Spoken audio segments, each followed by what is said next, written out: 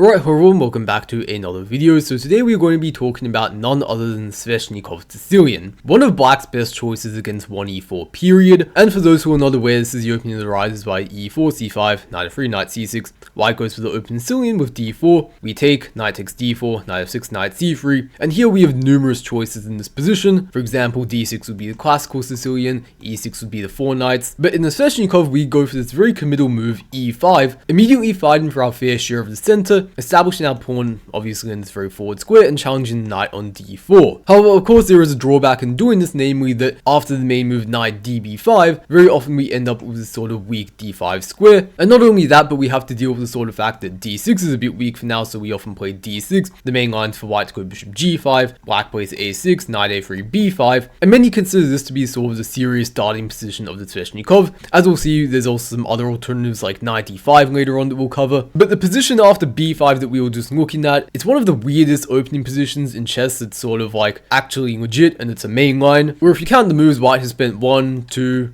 3, 4 moves with their knight only to put it on the surrender square a3. Black has a tragically weak d5 square, and for the longest time actually it was considered that the Sveshnikov just really couldn't be good because positionally it has somewhat shaky foundations, but definitely as we've seen throughout the last few decades of like very strong elite players playing this opening in practice, we've seen this just as viable as any other sort of mainstream opening that's being played at the top level for the last few decades. But with that all being said, this video is going to be split up into 5 separate parts, and in the first part we are going to be talking about sort of the general theme of the Sveshnikov, which is very important that you must understand.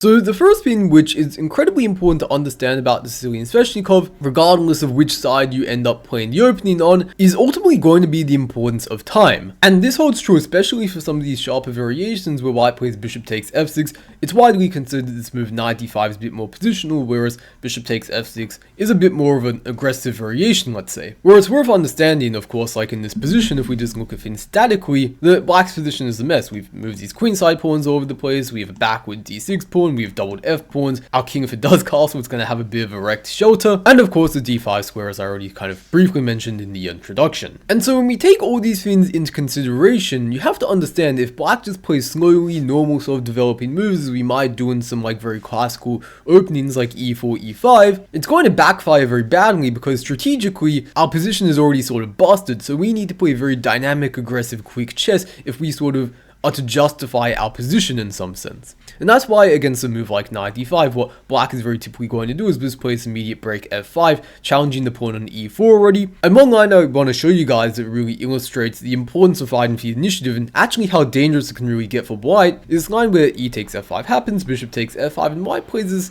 somewhat natural looking queen f3 move, where they not only attack our bishop on f5, but also sort of eye the knight on c6, and if our bishop moves they can start giving some annoying checks like knight f6 for example, which already in this position sort of illustrates how careful black really needs to be. However, the reality is that this queen f3 move is actually not so great, and it's mainly because black can play knight d4. However, the main thing that would hold a player back from playing knight d4 is that they would see the tactical blow knight c7 check, forking the king and rook, and if black decides to take it, then white will be in exchange up. However, time is of the essence, and we don't really have time to not play something like knight d4 and passively retreat the bishop, which is why we go for this anyway, sacrifice the exchange, and basically say, well, white, you're actually behind in development like a lot in this position. We're about to crash through with b4, kick your knight away, and then take on c2 and fork your king and rook.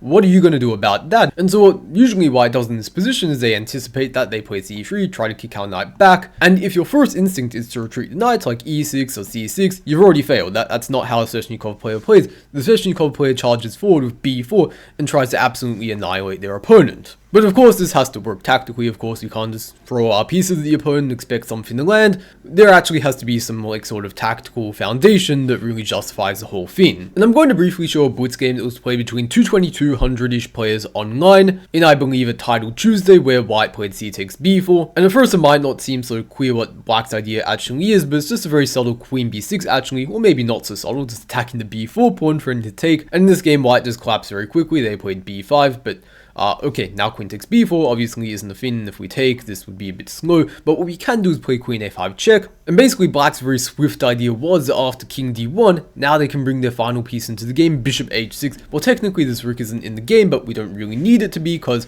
if takes, that's already mate. And sure, white can give a couple checks, but it doesn't really do much, and ultimately their position ended up collapsing in very short order. However, to take the other perspective very briefly, it's worth understanding just how bad things can get if black does not go out of their way to like play very dynamically, you know, push the f-pawn and stuff. This game is a very good illustration, or at least this sort of game segment, and I'm not going to show the whole thing, for how bad things can get if black doesn't really take proactive measures. So in this game, black played bishop e6, and this is already bad. It's very slow. You want to be able to play f5. You can already see if you were to play f5 at some point now, and white takes, you're going to spend 2 tempi with the bishop instead of just 1 taking back, right? And so what white did was very logical. For the Sveshnikov, they played c3, and this is a very common maneuver you will see at some point. White plays c3, and they'll start bringing the knight around to the e3 square where it controls f5 and d5, and that's precisely what we saw from here. Knight c2, knight e7. This is a somewhat common maneuver we'll talk about more later, where black plays knight e7 to challenge the d5 square. In this game, white decided to take, and after takes, play knight e3, and at some point we are likely indicating that we want to sort of substitute the knight that was just on d5 with this new knight. Castles, bishop d3, bishop h6 was played, white decided to castle, and at this point black maybe should have considered taking and doubling out f pawns, because after king h8, queen f3, rook a8, I don't really know what that does, white decided to play a4 in the game, but I think even stronger is just to play knight f5, more or less forcing black to take, because of course their queen and bishop are under attack. But if they do take, this leads to a very grim position where black essentially has no counterplay. White's going to play a4, break from the queen side, and we have this sort of opposite card bishop sort of situation, where our bishop could plausibly take up like an outpost on d5, for example, target weak pawns like f7 in black's camp. Whereas if we were to take a look at black's bishop on h6, it's very difficult to envision it playing a similar sort of role. It very much seems like it's forever going to be trapped on the king side. We're looking at something like this diagonal, there's not really a whole lot of damage it can really do to white's camp. And for those who are curious just how bad this is according to computer evaluations, this is like +3, which is in human terms like pretty much a decisive advantage for the white pieces. So some of those general themes aside, I want to start getting some like the real meat of the Sveshnikov, and in particular one of the main lines where after knight db5, again, not going for something like knight takes c6, which would then give black control of the d5 square. We're going to talk more about some of these deviations a bit later on, the final part of the video. But again, knight db5, the most principal move, targeting the d6 square. Black plays d6 to control that.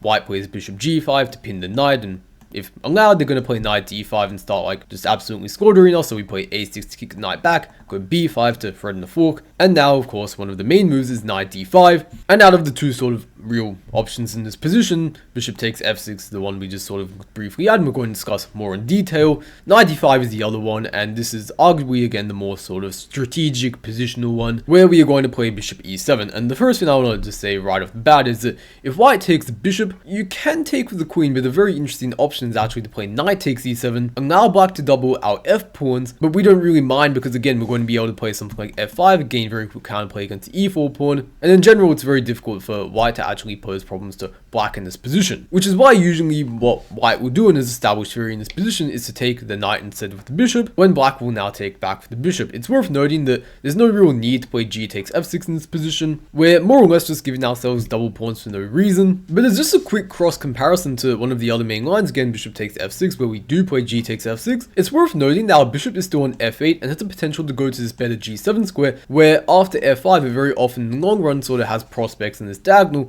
where as on e7 it doesn't really have any sort of long-term prospects on this sort of very dull looking square, which is why we take back the bishop instead. And it is worth noting that white very rarely is going to play something like knight takes f6 check, because after queen takes f6 they just gave up a very strong knight in the d5 square, whereas our bishop, to be honest, it is not the best piece in the world, and as we are going to see soon, it is often black who actually wants to go out of their way to try and trade this bishop for a white knight. So with that in mind, understanding that, you know, white isn't going to usually want to give up their knight for the bishop, white's main move is to play c3, just wanting to improve the knight on a3 and often go to c2 next. And say after castles, knight c2, one of black's main moves in the position is to go bishop g5. And again, the idea of bishop g5 is not to get our bishop off of a square where white cannot exchange it, we would be very happy to see that exchange actually. But rather, we just want to improve it to where it's standing in this diagonal, where it's a bit more active. And also one other idea is that if this knight ever comes to the e3 square, this actually gives black a bit of an option to play something like bishop takes e3. And we don't have to play it immediately, but we certainly could, and this is very playable in this position. And the whole point is to not only sort of give up our bad bishop in some sense, because you know our central pawns are on dark squares, but also to more importantly, once again, fight for the control of the d5 square. That knight was helping control the d5 square, whereas our bishop wasn't really. So from that perspective, we're sort of happy to make this trade, and white usually is going to take back for the knight, because if they take back with the f pawn, they get double pawns, and also concretely, I think there's like queen h4 check. And say after knight takes e3 in this position, another very typical idea that black can employ to really fight for the control of this square is to actually retreat our knight to the e7 square. And in some sense, this actually makes sense because our knight, while it might look more active on c6 and e7,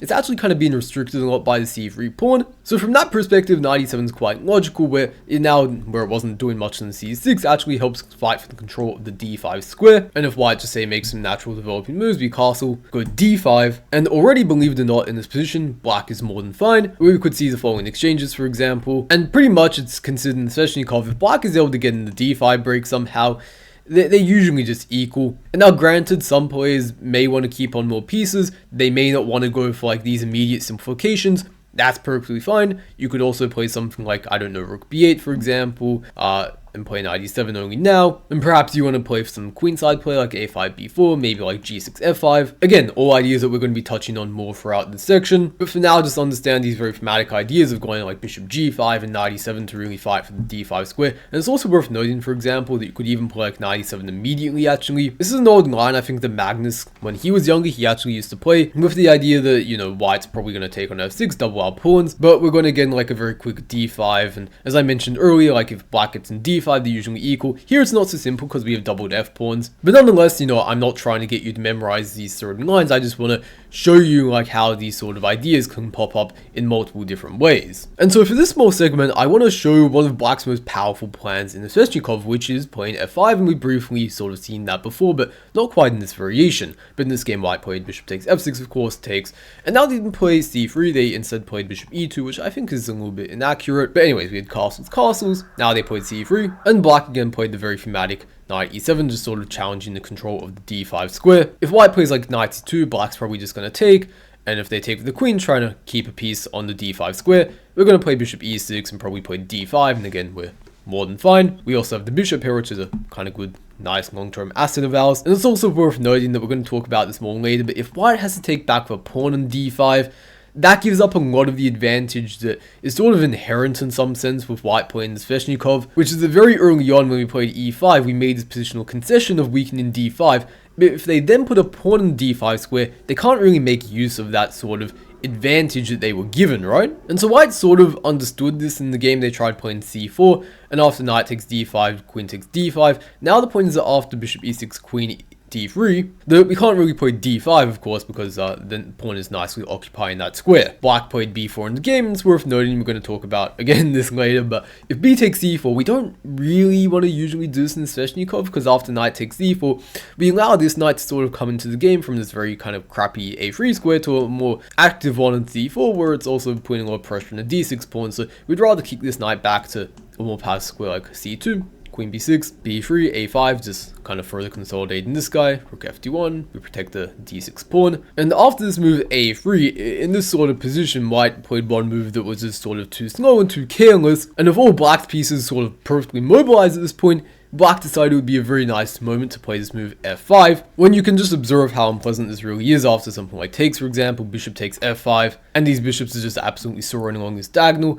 It almost looks like white's going to lose a piece straight up, but they do have queen d5 check, but after like king h8, still this is like deeply unpleasant. They'd like to block with something like this, but unfortunately, like this still hangs on f2, for example. So white's like very much busted, to be honest, after f5. He tried knight e3 in the game, but this also didn't sort of work out so well tactically, because after rook f4 in this position, rook takes f2, and it was pretty much just game over after the following moves. White resigned, mainly because it's very clear that if they block, we can just take it, go bishop h3 check, and they have to give up their queen, so probably no point playing on. And so one of the cool things about the Sveshnikov is we saw how, like, you know, black could play in the king side with that f5 break.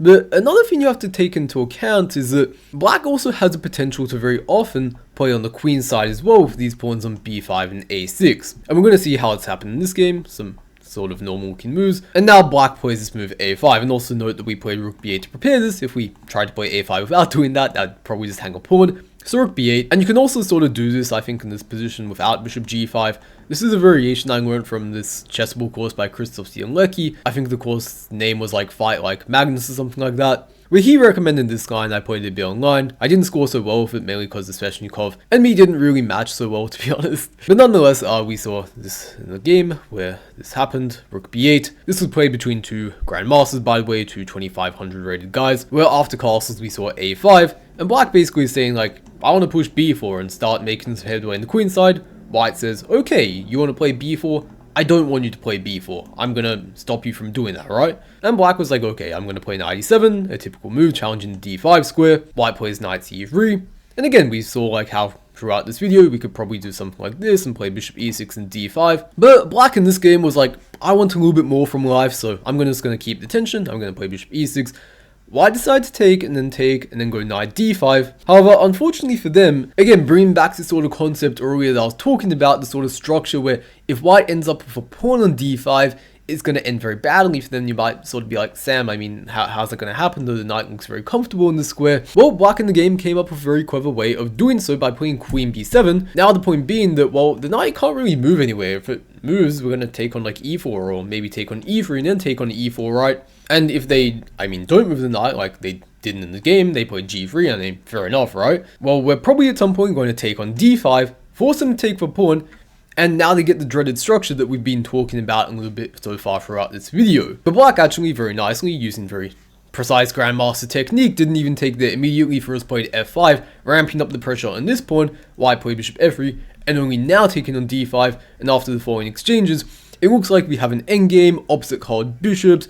This should be sort of drawish, but actually the evaluation is quite the opposite. Black is like much better. The computer says around -1. Reason being that okay, white has a weak d5 pawn, black has a space advantage in the center and king side, we also have a space advantage on the queen side, we're playing on both flanks of the board. White also has a very bad bishop, whereas ours sort of has some more potential, you could argue. And so, when you take all these factors into consideration, it was no surprise that black actually ended up going on to win the game in a fairly smooth manner. However, flipping around to the white perspective of this whole variation, it's worth understanding some of white's really key ideas and stuff that, like, if they can achieve successfully, it can actually make life very unpleasant for the black pieces. And one of those ideas is going to be, in this game, the a4 break. And also, you might be asking, what's the idea of black going knight b8? Like, what the hell are we doing, right?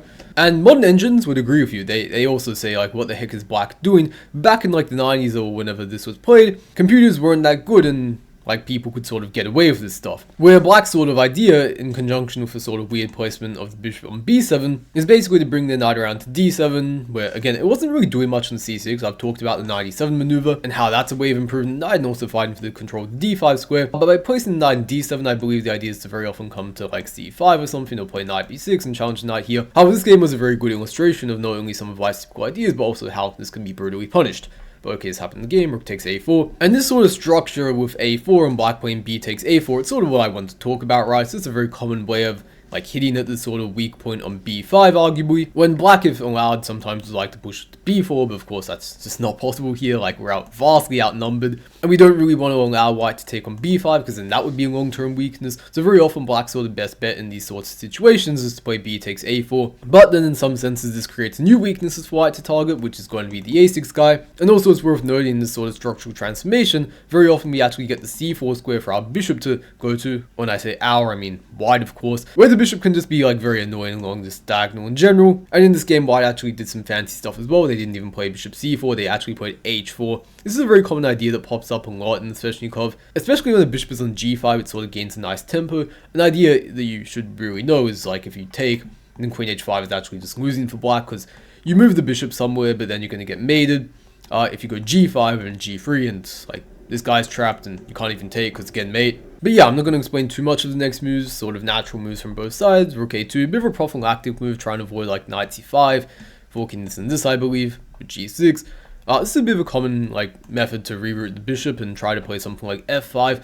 Unfortunately, white just has a very good command of the position, which makes this very difficult to achieve for black. They try taking, knight takes d5, and after knight b6, they tried to again do the stuff we were talking about earlier, trading pieces on d5 to fight for the control of that square. But unfortunately, this position with opposite colored bishops, unlike some of the other ones we looked at, this time white's knight squared bishop is actually very strong, whereas black's one is very bad, sort of tucked away in g7, just biting its head against the e5 pawn, somewhat reminiscent of the king's Indian defense actually. Black tried playing rook a8, but after bishop d5, now bishop's actually a very nicely outpost on the square. It's very annoying for black to actually do anything. They can't play f5 because of the pin. If they take this, well then we can probably take and go here, and that's very bad. And so pretty much this was just a prime example of positional domination. Also, I should mention not only that they can't push f5 and move their king, but they also of course cannot move their rook. So pretty much this bishop can't move, the king can't move, the rook can't move, they can't make the pawn break they want to make. So pretty much that just leaves this queen and rook in the game, which if you do the math probably isn't the best game plan in the world, but it is what it is. These are the cards they're dealt with at this point. We castle, and I mean probably their best bet is probably just sack the exchange at this point, play f5 and try to survive, but realistically it's not going to work. We're just going to hack away at the a5 pawn, take their stuff and kill them. But of course the other tactic of trying to passively wait also had some issues with it, because after this rook e1 and attacking this guy and them trying to actually pull off a sneaky maneuver and go after our h6 pawn, didn't quite work. If you'd like to pause the video and try and find out how white finished off the game, I'd suggest you do so. This is quite a nice one actually. But basically, white played queen takes f7 check, and this forced resignation because after rook takes, rook a8 check, and I mean obviously the only way to block is with the queen, so yeah, you gotta resign. But the last sort of theme I'd like to talk about with this whole knight d5 variation is sort of the conflict between white's knight squared bishop and black's knight squared bishop. And we're going to see in this variation the whole takes theme. And this time we're going to look at this move c4 actually, with mainly being looking at c3, and also notice that one game earlier white played bishop e2, a bit of a kind of slow move if we're being honest. But with c4 it's important to understand this position. Again, we don't really want to take, after knight takes c4 we're just allowing the knight to get active for no reason, so we instead want to play b4, and after knight c2 castles. There's some tactical reasons why we're leaving b4 hanging. I believe in this position takes, queen b6 is actually just quite good for black, but it's also fine to just not allow that and go a5 for example. But yeah, usually after the knight c2 castles, white is not going to take that pawn. That's incredibly risky. Instead they're either going to go for something say bishop e2 or g3, but I want to show g3 to really kind of drive home the idea, which is that very often in these sorts of positions, what white is going to do is they're going to go for some idea h4 maybe. They could also just play bishop g2, that's also perfectly playable. But the idea, of course, behind h4 is that if black displays a move like g6, white's going to play bishop h3, and they are going to say black, let's say we trade light squared bishops, what do you say about that? And as black, your first instinct should be hell no, I don't want to trade light squared bishops. Look at my d5 square, my light squares in general are going to be a complete wreck if I do that. And so while you could say oh haha, white you can't castle after takes, you don't want to do this because strategically it doesn't matter, they can't castle, positionally you're kind of effed. But we don't mind trading light squared bishops if it's on our own terms. If we play bishop e6 in this position, now if they take, well, the d5 square won't be a huge issue after this because we can take back the pawn, plug that square up, and all of a sudden we actually have a pretty fine position. Maybe we can even play knight d4 and try and plug our knight in d4 ourselves. But it's also worth noting white probably isn't going to exchange themselves on e6. They're probably going to try and keep the tension a little bit longer until they find a good concrete moment to exchange. But yeah, I think that should give a pretty good foundation for all the stuff regarding this whole knight d5 variation. As you could see, this variation of the Sveshnikov, it's not quite what I talked about in the introduction a little bit with the general themes, in the sense that black can very often afford to make some slightly slower moves. But of course, even when you play this variation, you still need to kind of proactively seek to make active counterplay on both sides of the boards. Otherwise, the sort of inborn weaknesses that come with playing the Sveshnikov, if you're not careful, are going to sort of reign supreme over the position, and we're just going to sort of lose without much of a fight. So moving on to the third part, kind of second big part of the video, we're going to be discussing these sort of lines where white decides to play bishop takes f6. And in particular, the first sort of subcategory of ideas that sort of belong to this whole line that I want to discuss are these lines where white eventually makes some sort of sacrifice on b5, whether that's with a bishop or a knight. These ideas are quite important to understand if you're playing the Sveshnikov as black, because obviously such sacrifices are quite direct and tactical, and if you don't know what to do, you could kind of just lose on the spot. And one reason actually why I haven't even put a move on the board yet, you guys probably know if you've been paying attention, that g takes f6, it's a kind of best move in the position, but why don't you play queen takes f6 for example? And the reason is quite simple, in that white's going to play knight d5, you move back, and if you can sort of develop, you're going to be fine. But the issue is if white rather plays bishop takes b5, and after a takes b5, knight takes b5, they get all of this in. Well, this position is quite troublesome for the black pieces. There's just very little they can actually do to sort of, like defend against this threat. For example, if they went like rook a4 to avoid the fork, this is actually somewhat typical idea, which does work in another line, but doesn't work here because white can simply give a check, and after king d7, we have queen g4 check, and we're going to actually mate them after their only move. And if they say like try to give a check with queen a5, we can just play c3, and we're going to give a check on the next move. They take, well, bye-bye to their queen, which more or less leaves g takes f6 as the only move if we follow the sort of process of elimination. And after knight d5, black plays f5, and it's just worth comparing like what happens if white takes on b5 this move. Well, we can simply take back, and if they play knight takes b5, black has this very handy move rook a4. But if we try to do the exact same thing, it doesn't quite work, because you will notice if we go queen g4 in this position, well, we simply lose our queen. And so Fury continues something like, castles, rook takes e4, queen h5, knight d4, bringing our knight to a slightly more active square, but also quite importantly, just sort of freeing up the c6 square if needed for our king. But there's more to the sort of b5 sacrifice thing than just doing it like right off the bat. In this position, for example, a slightly more sophisticated method is first to play this move like c3, and it looks like we're actually sort of hanging a pawn in this position after f takes e4, and this move actually is quite common in the chess database. Don't do it though, it's bad, because after bishop takes b5 takes, knight takes b5, now you notice with this move c3 played and also f takes e4, you can't really play rook a4 because for one, queen takes a4, and that just means in this position that, white's much better. If you try to go for something like this, I mean, realistically what's going to happen is, okay, well, in this exact position you can't even take back, because it's going to be knight b6 check, forking the king and queen. But even just this position, even if we didn't have the tactic, like, I would still bet my money on white, probably just because we have all these queenside pawns. Yes, black technically does have two minor pieces of the rook, in which many cases is stronger, but in the Sveshnikov, very often, having two passed pawns on the queen side is more than enough to really compensate for that. But that's not the only way the sacrifice can manifest after c3. Like if we follow the main move bishop g7, white usually plays bishop d3, and the sort of one idea is to attack the f5 pawn. We would ideally like to get black to release the tension with takes, and I think this is quite good for white, but usually black is going to play bishop e6. Now the idea is if we take, well, they get bishop takes d5, and that looks pretty close to a free piece to me. However, instead, one sort of interesting idea is that white can actually play knight takes b5, and after a takes b5, bishop takes b5, and either after bishop d7, e takes f5, or rook c8, queen a4, bishop d7, and then e takes f5, white's essentially going to have three pawns for the piece, and with again these like passed pawns on the queen side, white definitely has more than enough play to really once again compensate for the fact that they're down a piece. And the one interesting thing I'd like to note about the sacrifices on b5 is that very often, okay, like some of these lines where we get knight checks and stuff, we can pose some serious dangers to the black king, but very often it's not so much about trying to checkmate them per se, but it's more about, like say in these lines for example, getting these queenside pawns rolling as a long-term strategic asset. But switching colors, more so like an idea from the black perspective, and also I mean something that white has to be very acutely aware of when they play, is talking about the f5 break, and in particular how the f5 break in conjunction with eventually going e4, how that can be quite powerful for the black pieces. And to give a concrete example, let's say we play bishop g7, this is actually a very playable alternative to going f5 immediately. It also avoids some of these sacrifice lines on b5, for example. Like if white goes takes, it doesn't really work the same because we can just go castles, and we were just in time because we developed our bishop very quickly to avoid like all these annoying checks and whatnot. So from a somewhat practical perspective, I do like bishop g7, apart from it just being objectively fine to move, in that, it avoids some of these annoying sacrifice lines, perhaps. Okay, let's say white plays bishop d3, very natural move. Usually how black will play in this position is to play knight e7, once again, a very typical idea in the Sveshnikov. We've seen it a bunch of times by now, challenging the knight on d5. And also just a small question I'd like to ask you guys, maybe try and think about this a little bit.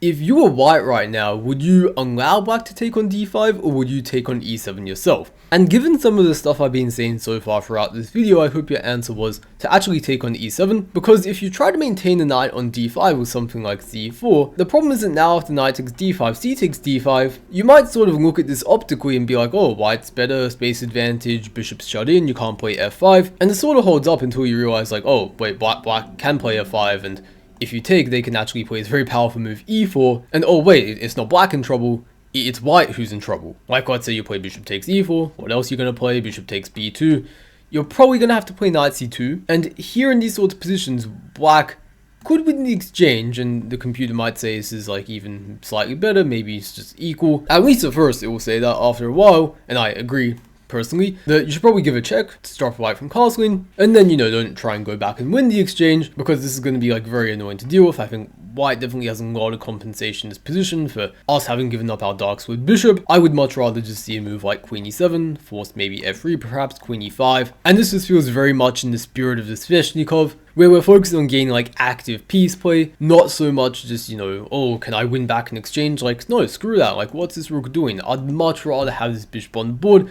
and command complete positional control over the position. And also just to, you know, give some further variations to really bang this variation or idea into your head, like let's say they take the e pawn. Well, we could even go e4 in this position, very interesting, and go like f5 here and just like boom boom, pretty bad for the white pieces. But we could even just simply go like f5 and say the threat's greater than the execution, e4 is coming next, and it's pretty difficult to really stop this. Another very fascinating breakdown the Sveshnikov comes after, say we look at the same variation with bishop g7, bishop d3, knight e7, and say white plays a correct move with knight takes e7, fair enough, we play queen takes e7. One typical move that white very often will try to play is say something like c4. And again, we've seen something like this say in the knight e5 variations where they would take and they'd play c4 like this, although there's a bit of a different sort of spice to playing c4 in this position. And again, I want to note you do not want to take, because knight takes e4, positional catastrophe. But I should also note you don't want to play the sort of thematic hook in b4, because I believe in that position this just blunders the pawn, because now you get forked and that's not very fun. So rather what we're going to do in this position, in typical fashion for the Sveshnikov, is say screw material, don't care about that, f5, let's get the counterplay going. And what white's best move in this position to do is castle, be a bit boring, and black's also going to castle, and you know, we play this sort of interesting position where half of black's position seems to be hanging, and it's sort of like that meme where it's like there's a fire around you and you say this is fine, except it actually is fine. However, the actual idea I want to show was in this position, say, you know, white takes on b5, well, free pawn, right? What's wrong with this? Well, the problem is actually that in this position, black can unleash a very, very dangerous idea that is very typical for the Sveshnikov actually in this bishop takes f6 variation, which is that they can play d5. And the first time I saw this, I felt like my life was complete, right? Like, I mean, it's not quite connect 4, but it's pretty close, right? We were just applying like overwhelming pressure onto this e4 pawn, and just notice how detrimental it is to the white king that they have not yet castled. If they take either way, we're probably going to go for some combination of e4 and like queen b4 check, they move, and we could probably take immediately, we could give a check and then take, and either way, it's just like a very, very poor position for the white pieces. But this idea can also occur not only if they just royally screw up very early on, but also say like even very established theories after say castle c3 to go f5, and after knight c2, again what move do we play? No, not f takes e4, that would be not so good I think, but rather d5. But I will say in this exact variation, it's not like, you know, we're winning or something, like it's still a very complicated position. Maybe even the engines will say black is slightly worse after something like this, e4. We don't want to take immediately because this is hanging, so we take time out, play rook d8. They play knight d4, and maybe we have to play something like queen f6 and slowly take the pawn back. And the engine evaluation will hover between like, you know, equal, slightly better for white. But we sort of get what we want in the Sveshnikov, which is a big ol' hot mess. One very interesting idea though when we go into this whole variation with bishop takes f6, g takes f6, so is kind of observing like just how few defenders there kind of are around the black king. And you know, very often the Sveshnikov, it doesn't matter too much, it somehow just all works out concretely. This opening has a weird way of working itself out, right? But because of this sort of eccentric nature of how, like, you know, their pawn structure is a little bit shattered, they had that knight exchange off, which is usually a very important defender of the king. Very often this particular line of the Sveshnikov, what we're going to see at some point is a queen just sort of coming to sit around the black king, say hi, and ultimately pose a little bit of danger perhaps. And this was a game between none other than former world champion Boris Spassky of the white pieces, and also of the black pieces, the founding father of the Sveshnikov Sicilian, which was Evgeny Sveshnikov. Where in this game, white played knight d5, black played f5, we saw bishop d3, black played bishop e6, again with the idea to meet this with this, so white castled. And Sveshnikov in this game did not play the best move, he played bishop g7. When after queen h5, white's already having a lot of trouble sort of dealing with all this kind of shit on the king's side. He tried playing h6, but then Boris started rerouting his knight on a3, which took a while to get in the game, but now we're finally doing something about it. castles, knight c2, and after f takes e4, bishop takes e4, f5, it sort of looks like black is actually doing pretty well. Because, like, you know, if we retreat, like, e4 and stuff, and oh no, we might actually even be losing a piece. But not to fret, because in this position, white can sort of save themselves with some very typical sort of tactical ideas when black starts like pushing forward like all their kingside pawns, where white can make use of the fact that there's a lot of kind of loose pieces in the black camp. And in this game, Boris Spassky actually utilized that perfectly by playing knight f4, where quite funnily, we have two pieces of our own hanging, but so does black. And with this, white actually just crowns a very nice positional advantage. If you take the knight, then we play bishop takes c6, and say if like rook c8, we can play queen f3, and if d5, knight b4. And pretty much now we're forcing black's hand. They don't want to lose a pawn, and if they go like here, for example, we can go rook a1, pin the pawn down, and basically we just have a very nice positional advantage. Black's position is very scattered with their pawn structure and whatnot. Their king safety isn't so great, which is why in the game Sveshnikov, he instead played bishop d7, but unfortunately it didn't do much better, because after the falling check, queen g6, knight h5, and queen e7, knight b4, black just struggled to really hold their position together. Like, he was getting attacked from all these different angles. He tried playing knight takes b4, but unfortunately he just resigned after this position because he's just down so much material. And by the way, for you theory nerds out here, because if you play Sveshnikov, you probably have to be, the best move after castles is to play bishop takes d5, and now the point is that after knight e7, you are not that concerned about knight takes b5, which looks like to be winning on the spot. It is winning if you decide to take it and force yourself to lose, but unfortunately, or rather fortunately I guess I should say, you can actually just play bishop g7, sort of ignore the knight for now. Now you actually are threatening to take, because there's a little bit of a cubby house with the king on f8, and if we go to c3, then black can sort of play e4 and get some serious counterplay going. And also just another fun variation to sort of show some potential ideas for white when they sort of have a queen h5. There's another variation that can go c3, let's say, bishop g7, queen h5. And if black actually chooses to castle in this position, what we can do with white is we can actually take on f5. And you might sort of be like, well, Sam, isn't that really dumb? Because now like we hang a piece, but not really, because we actually have this intermediate move at f6, once again utilizing the fact that our queen is on the h5.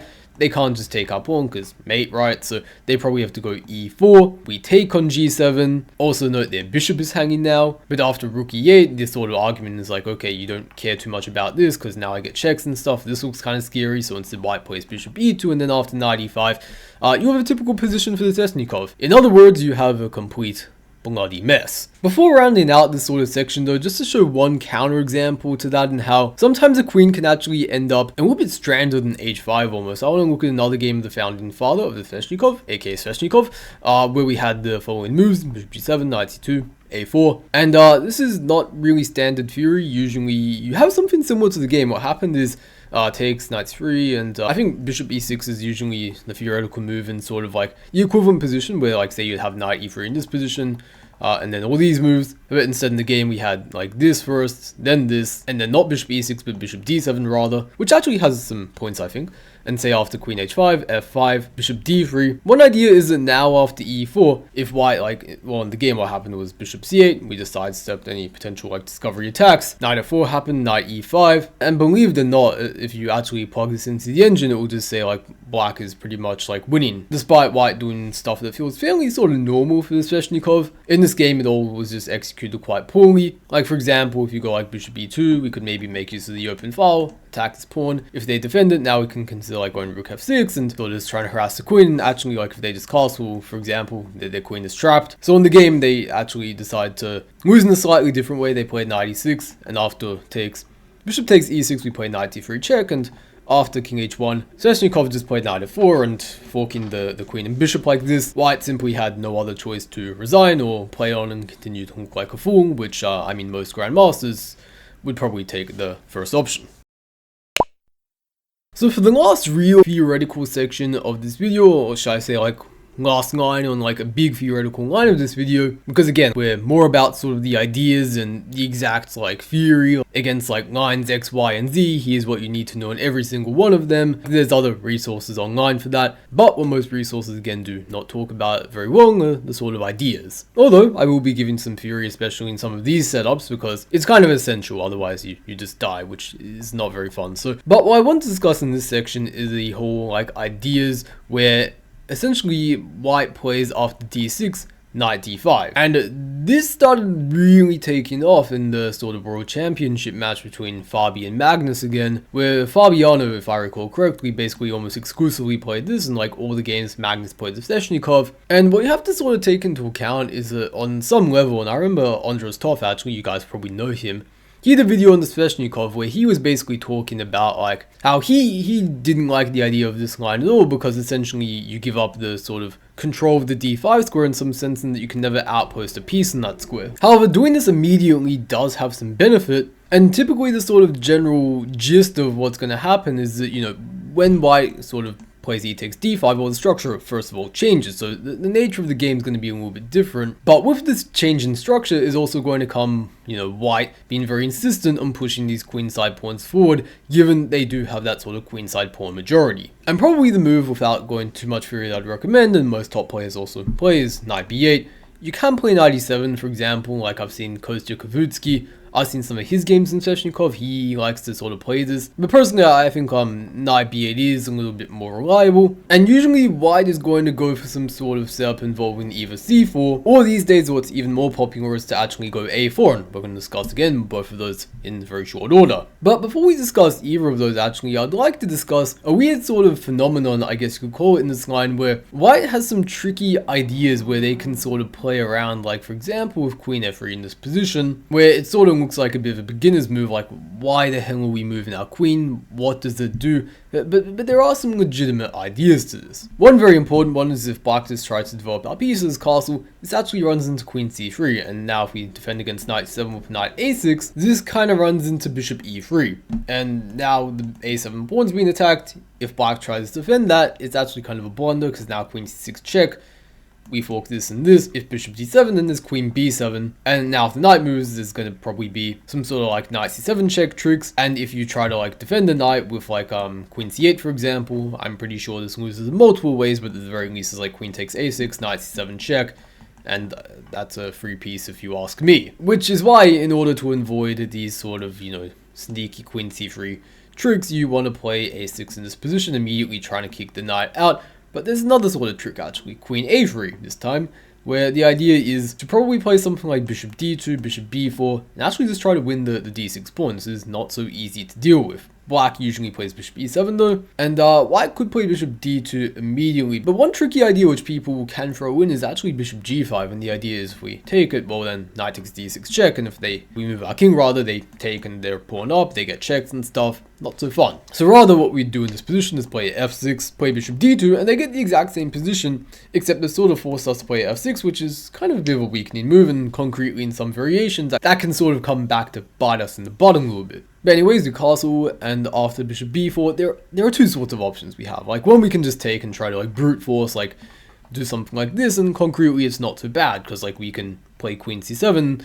Our idea is we want to play queen c5 next, attack this, or maybe take on c2, and ideally try and like trap the queen. But of course, their only escape route is like going to a7, trying to run out this way, which is why like an idea of ours would be to go to c5, but with queen a7, they kind of stop that unless you want to go into a losing endgame, which is why you probably don't, and like take on c2 instead. And like these sorts of positions, dynamically, black is sort of holding together, but you could also go for something like, say, queen d7, a very sneaky move, of which the idea, well, one idea is to play like rook d8 next and protect the d6 pawn. But another idea is also that if white takes on d6, now we can play a takes b5, and I believe if our queen was still on d8, this bishop takes e7 move might be a bit problematic. Whereas now that would not come with tempo, because our queen's on d7 of course, and now after queen takes a8, we have two pieces for the rook and nothing to be scared of. And if in this position, say like white decides to take the knight, that also is quite bad, because we play a5. Of course, if they ever take this way, that's pretty bad. And if they like try to keep the bishop on this diagonal, we can kick away with this final blow b6, and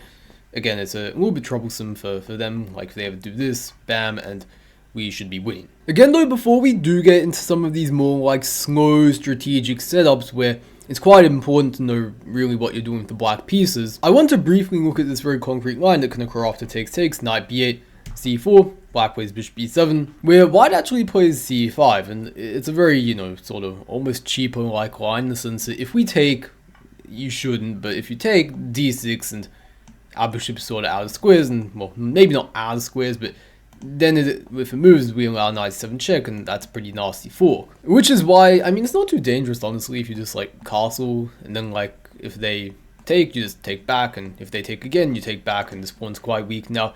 And if they, I don't know, like keep the tension with a move like this, for example, you just go knight a6. Again, you probably shouldn't take, because then again, this is like very dangerous. But if you just like play knight a6 now, applying a lot of pressure to this pawn, it becomes kind of difficult for white to really avoid taking this pawn when again we take. And in general, these sorts of positions, black is doing pretty fine. But now getting to the sort of real important stuff about the whole knight d5 are these more like slower strategic setups where we really just get a complicated game. And the first one we're going to be looking at is sort of the old version of the slow setup where white plays c4. And of course, again, as I mentioned earlier, white somehow wants to like harness the fact that they have this sort of queenside majority, and so c4 seems like a very logical way of doing that, albeit there's sort of some improvements, of course, that we're going to talk about in the next sort of segment. But c4, nonetheless, it's important to know how to play against it. Again, bishop e7. And say white plays like a move like bishop e2, we're going to castle. We could play a6, knight c3, and now we're going to play f5. And in general, our sort of game plan is going to play like knight d7, maybe push forward these pawns. Also very likely is at some point to like play bishop g5 and trade off sort of our bad lucks with bishop, you could call it. But very often, to sort of put a bit of a dent in some of our plans, white's going to play f4. And what you really don't want to do in these sorts of positions is, despite it looking very tempting, is you don't want to play e4. Because while yes, you do get a passed e pawn, you sort of release the tension in the position now. White has a free hand now. They can like play bishop e3, they can play in the queen side, and it's very difficult to generate counterplay because what we were supposed to do was play in the king side, but when we release that tension, now it's sort of difficult to do. Like, we don't really want to play g5, at least with a pawn on f4. We'd rather like take that pawn, then take back, and then play g5, you know. And potentially there's also some ideas they can go for a long run, like h3, g4, which sort of means that white can play on both flanks of the board. Black has a really bad deal in this position, but guess who it was that sort of signed off on the deal?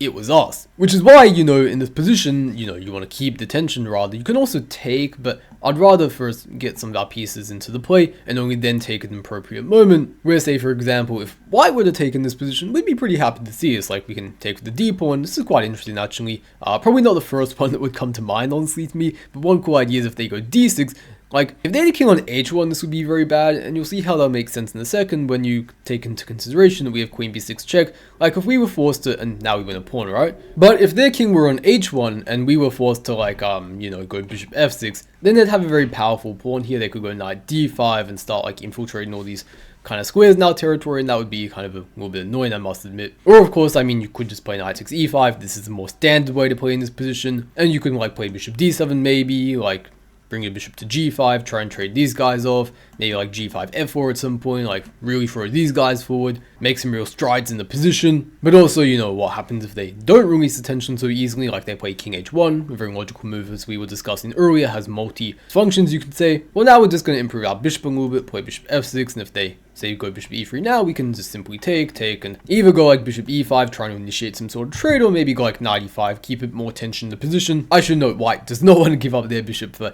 our knight. That's a very, very bad trade for them. Now we're going to play a queen h4 next and absolutely massacre them on the king side. But yeah, that's the general sort of gist of how to play these sort of positions where white has a slow setup and they're played c4. I will also note they can also play like f3 in this position, sort of give us a little bit more freedom with pushing forward our kingside pawns. Very often still though, we're going to play like knight d7, bishop e3, bishop g5, sort of typical stuff, trying to initiate some sort of trade. And if they avoid it, maybe we can go, for example, like in one game, a grandmaster played bishop f4 and went for like queen g5, bishop e3 and tried to infiltrate like that. But you could also go for something like, let's say, I don't know, in this position like queen f6 and try to come around that way. That's also been played a fair bit. But in general, in these sorts of positions, it's just sort of a game. You don't have to know like a whole lot of concrete theory. Unlike, say, some of these lines where, you know, they play queen f3 and like queen a3 and stuff and try to like really threaten you and grab you by the throat. Or they, like the bishop g5 lines I was talking about earlier, where they go for like bishop takes f6. These lines are very different in their nature. They're closer to, I'd say, like in this position knight d5, where the game tends to be a bit more slow and strategic. But now talking about the sort of improved version of the sort of slow setup, at least that's what, again, what I'm gonna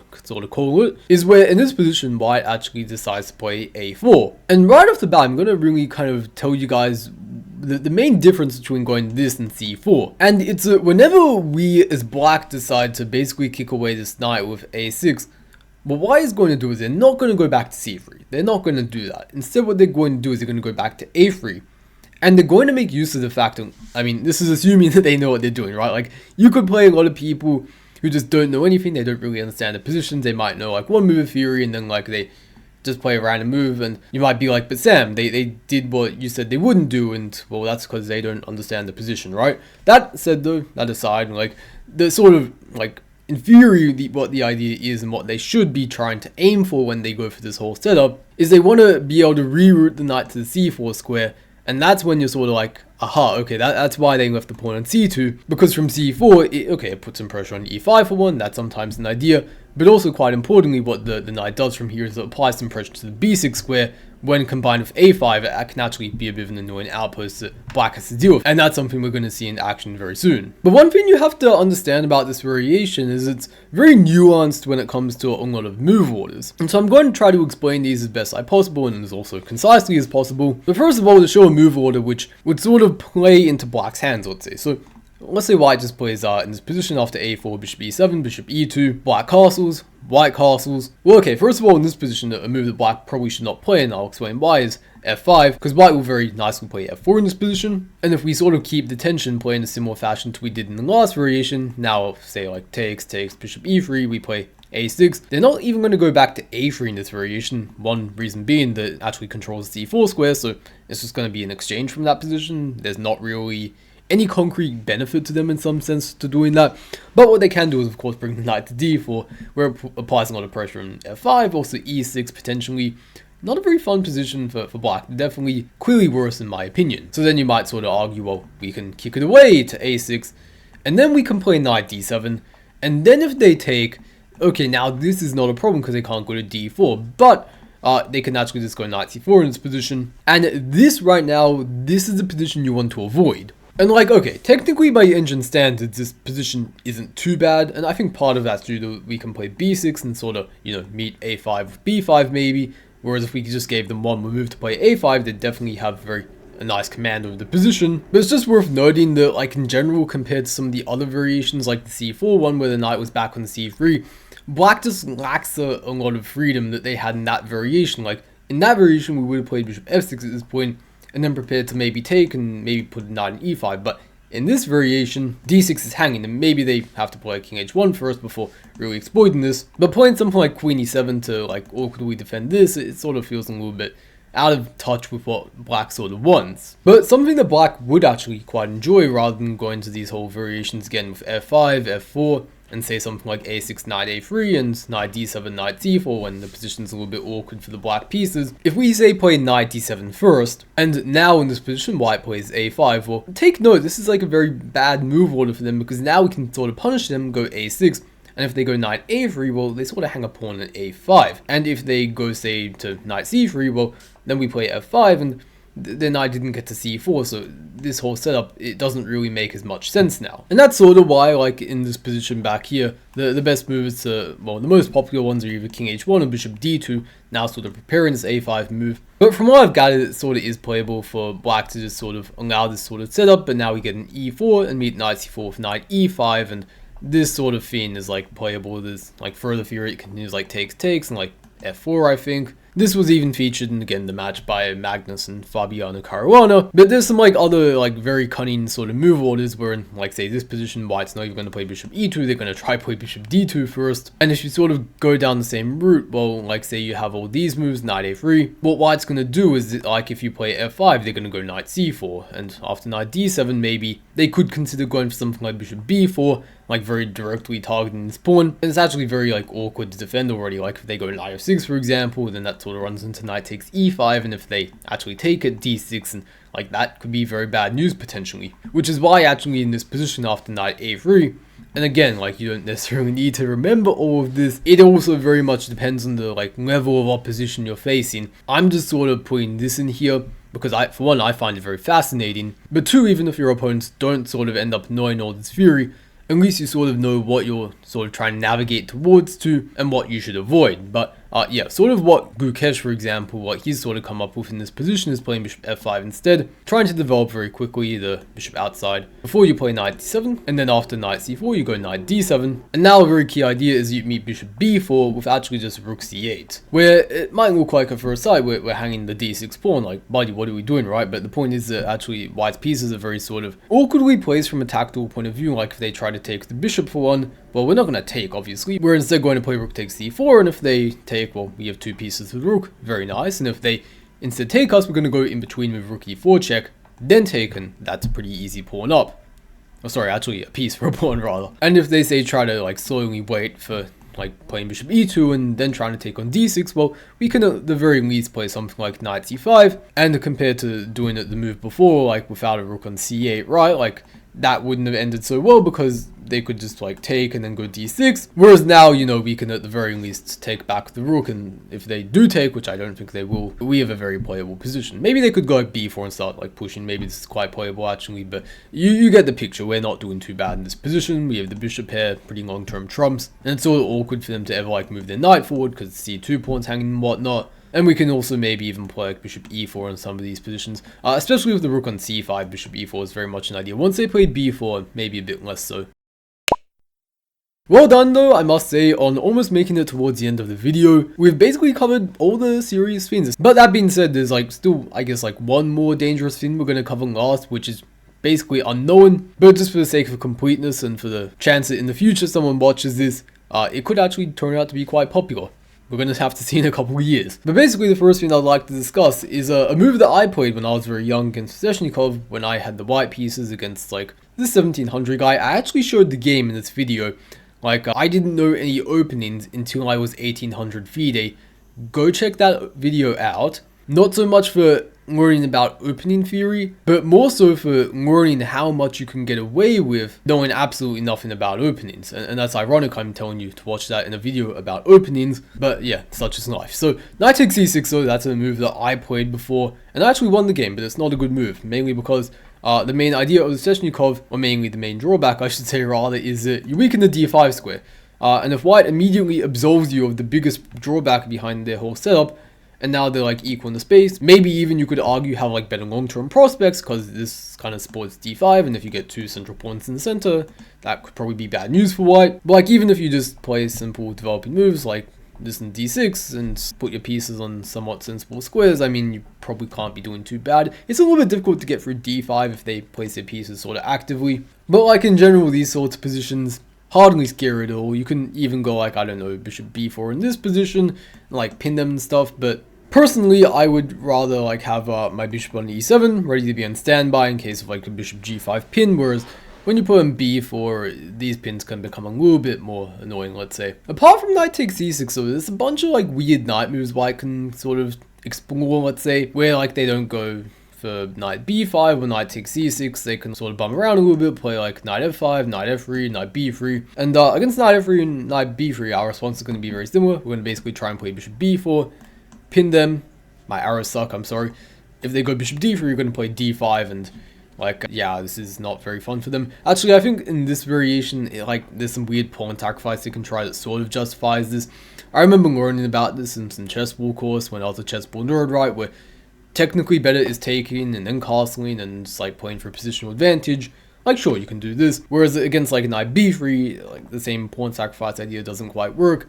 I can't exactly remember why, but to be honest, you could probably do either of these approaches and most of the time get like a pretty decent position. Again, like, is this video meant for like teaching you all these like exact theoretical lines? Like, not really. But the general gist of things is if they go here, you can just go bishop b4 and you sort of have a good life. Also very important to note though is if they go knight f5, this actually is interesting in the sense that if we didn't have our next move, we would probably just be worse, but luckily we do have our next move, which is to play d5. And compared to b5, the issue with the f5 square is, although it somewhat solves a similar function, serves, not solves, is that now after d5, it's just very loose here. So if you take, which is technically the best move, a lot of people in the database actually just go back. And it's like, okay, man, well, we play d4 now and we kick you back.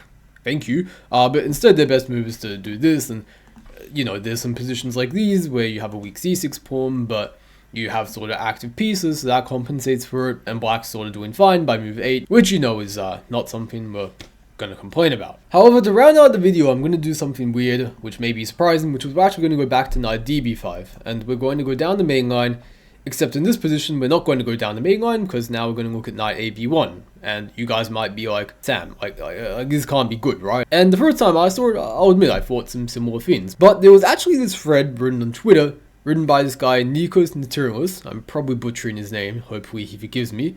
He's a very nice guy, where he's written like several opening books for quality chess. I've even talked about one of his before. I didn't quite do like a full-on book review, I might do it in the future. It's like plain 1d4, d5, a classical repertoire for black. He's actually released a book on English recently. I'm going to probably look into that. But getting to the point, on Twitter, Nikos occasionally writes these very high quality threads on like sort of opening trends or some like opening recommendations that are sort of not very well known that you can give. And given that he's like a sort of high level correspondence player, like these sort of insights are very interesting. One of them was against the Sicilian Sveshnikov that he recommended was playing knight ab1. Of course, this is not like a refutation of the Sveshnikov or anything. The Sveshnikov is a very solid opening, but just to show you guys sort of the general gist of things, and like, look, is this ever going to happen? Who knows, right? But I'm fascinated by the fact that this sort of idea works, so I want to include it again. Where basically the idea is that we sort of play like somewhat of a similar positional setup to what we looked at with the, you know, whole, instead of going knight ab1, knight d5 in this position, right? But just concretely, there's some differences in that, like, say, for example, we go like a4 very quickly to chip away at the b5 pawn, whereas, you know, in these knight d5 lines, the knight in a3 is very often just blocking the pawn from doing so. If you do challenge the pawn here, it's often going to be by playing the move c4. So as you can see, there's some concrete differences. It's a little bit different to some of the lines we're used to, but nonetheless the flavor of the Sveshnikov, it's still very much intact, I would say, as weird as that fucking sounds. But like, let's say queen d3 in his thread, Nico says after bishop e6, c3, white sort of has some pressure. But there's been some more games from here recently, and one nice line continues rook c8, rook d1. It's worth noting that if you take, then this knight takes b4, and black actually has an initiative now. You can't really take because bishop takes c4 and shaboom. So you're probably going to play something like rook d1. And after takes, if you take back the pawn covering these sort of squares, again we have the typical 97 challenging the control of the d5 square, very good stuff for black. And if you play, say, like knight b takes e3, again we're going to play knight b4. You don't really want to take for reasons that should be obvious by now, and of queen e2. There's been some games, and it seems like kind of established by now already. The best move is to play h5, which more or less just sort of gains space on the queen side. Sometimes bishop g4 is an idea, but it's also worth noting that we're not really worried about like queen takes h5 because it just sort of hangs a piece. So no like tricky tactics or anything. We're very often going to play like g6 next and like improve our pieces maybe slightly, maybe even go like h4 h3 at some point in the future. Basically it's just a solid position. We have the bishop pair and our knight's sort of like nicely posted on the b4 square. But yeah, I mean, do you have to remember like h5 in this position or all these moves? No, like I wouldn't input this into Chessable and like do this 10 hours a day trying to remember in this line. There's like a 0.1% chance of happening. But if your opponent does play knight ab1, they're probably not an idiot, and they're actually probably like a really smart person, in fact. It's like that whole bell curve thing where it's like you might have a complete noob who plays knight ab1, and then there's like 99% in the middle who are like, oh, knight ab1 is stupid. And then, you know, you have that like mad scientist at the right who's like, yeah, like I'm really smart, I play knight ab1, right? Anyways, though, that is just about it for the video. Hope you guys enjoyed it. If you did, you know, please leave a like. That would mean a lot. Putting a lot of effort into this video. Subscribe for more content like this. And also, if you're interested in more stuff from me, check out the description below. I have a free newsletter where I talk about sort of chess improvement related topics. I also offer coaching for those who are interested in one-on-one stuff. But that's all for the video. Hope you guys have a good day, and I will see you until next time.